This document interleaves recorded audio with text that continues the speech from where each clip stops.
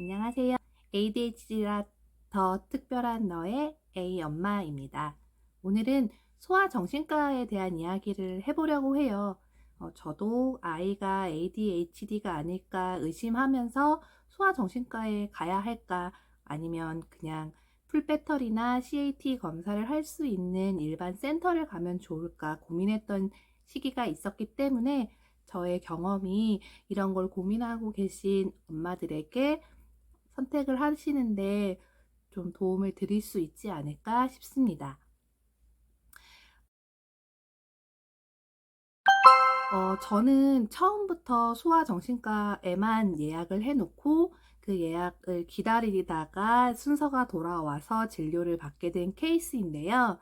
제가 처음부터 센터를 아예 고민하지 않았던 이유는 ADHD 치료에 가장 효과적인 치료 방법이 무엇인가를 공부하다 보니까 알게 된 내용 때문이었어요. 유튜브나 이런 걸 많이 봐서 아시겠지만 ADHD는 다른 관련 질환들 중에서 가장 약물 치료 효과가 높은 질환으로 알려져 있다고 합니다.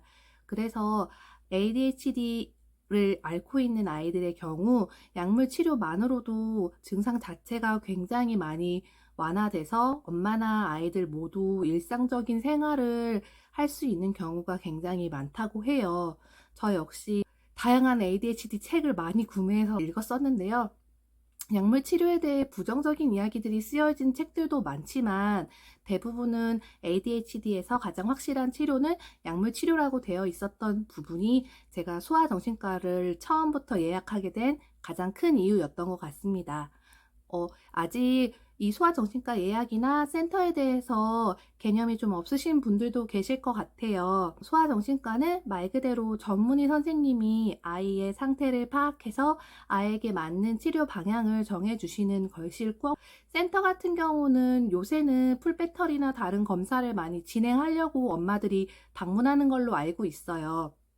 아무래도 소아정신과라는 이 이름에서 오는 거부감들이 워낙 많이 크신 이유도 있고, 그리고 아이한테 이건 병이야 라는 인식 자체를 주고 싶지 않아서인 것도 있고, 또 센터에서도 좋은 선생님들이 계시기 때문에 아이의 상황에 알맞는 치료를 진행할 수 있기 때문이라는 이유도 있는 걸로 알고 있는데, 저는 약물 치료가 가장 효과적이고 아이가 만약 정말 ADHD라면 가장 효과적인 치료부터 할 수 있는 곳을 방문하는 게 맞겠다라고 생각을 했고, 센터에서는 의사 선생님들이 아니기 때문에 약물 치료 자체를 진행할 수가 없다고 하더라고요. 의사의 전문적인 평가를 받고 그 다음 단계로 센터를 다시 또 방문해야 되는 일이 생겨나게 되기 때문에 처음부터 센터가 아닌 병원에서 아이의 검사 및 진료를 진행하기로 마음먹었습니다.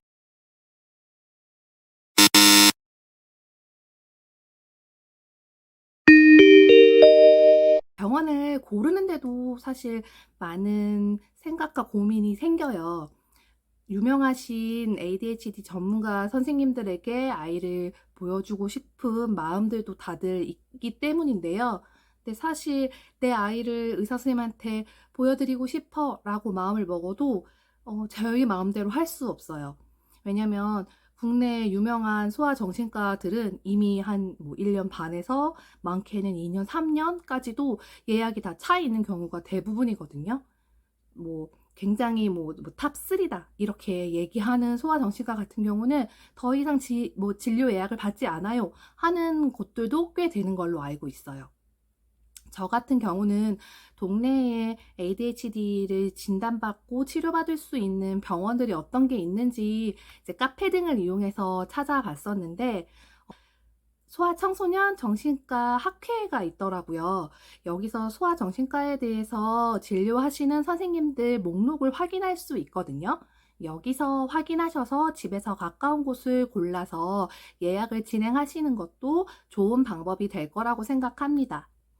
저는 우선은 집에서 너무 멀지 않은 곳에서 진료를 받고 싶었어요.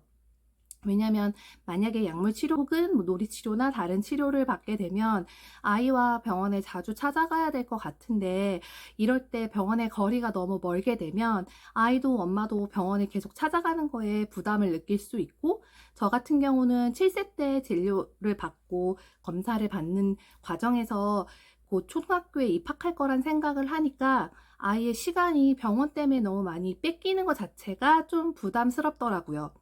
종합병원을 이용해 보신 분들은 알겠지만 예약을 한다고 해서 바로 진료를 받을 수 없는 경우가 대부분이잖아요. 바로 어제만 해도 제가 병원에 갔다 왔는데 저희가 예약한 시간에서 1시간 반이나 밀려서 진료를 받고 왔어요. 이렇듯 일반적인 큰 대형 병원, 종합병원 이런 곳에 예약을 하셔도 아이와 실제 진료를 받는데 걸리는 시간이 꽤 되기 때문에 집에서 너무 멀거나 한 병원을 선택하게 되시면 사실 왔다 갔다 하는 시간, 대기 시간, 이런 버려지는 시간이 굉장히 많아서 진료를 오래 유지하거나 아니면 병원 다녀오는 것 자체가 큰 부담으로 느껴질 수 있을 거라고 생각합니다. 근데 집에서 굉장히 가까운 병원은 혹시라도 주변에 아시는 분들한테 아이의 상태가 원하지 않는 상태에서 아우팅될 수 있다고 생각하셔서 오히려 집에서 떨어진 병원을 선호하시는 경우들도 꽤 되더라고요. 네, 저 같은 경우는 딱히 그런 부분을 염두에 두진 않았고, 집에서 너무 멀지 않는 곳, 그리고 제가 운전이 가능한 곳, 그리고 너무 큰 규모라서 대기 자체가 너무 길지 않은 곳을 염두에 두고 골랐던 것 같습니다. 저 같은 경우는 운이 좋아서 한 3개월 정도 진료 대기를 하고 아이와 첫날 CAT가 주의 집중력 검사를 받고 아이의 상태에 대해서 의사 선생님과 얘기를 나눌 수 있었는데요.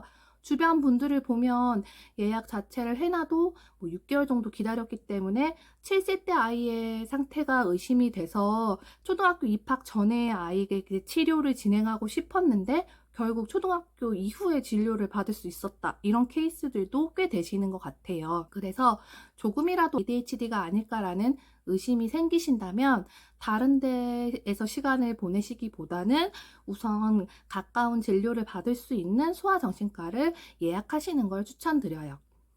아이에게 ADHD가 있다는 걱정이 되는 부모님이라면 우선은 집에서 가까운 소아정신과를 알아보고 예약을 미리 하시는 걸 추천합니다.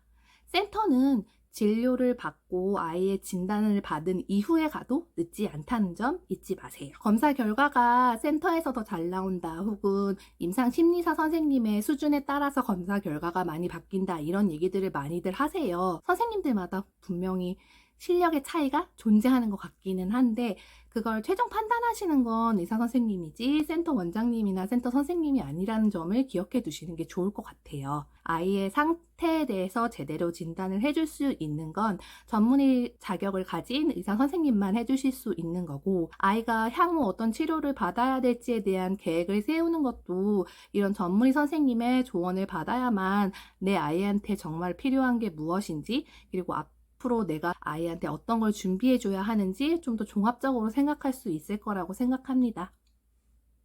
오늘은 아이가 ADHD임을 의심할 때 다음 밟아야 될 스텝, 소아정신과 예약하기에 대해서 이야기 나눠봤는데요. 저의 경험이 많은 고민하고 있는 엄마들에게 조금이나마 도움이 되셨기를 바라봅니다. 저는 다음에 또 다른 컨텐츠를 통해서 다시 인사드리러 오겠습니다. 감사합니다.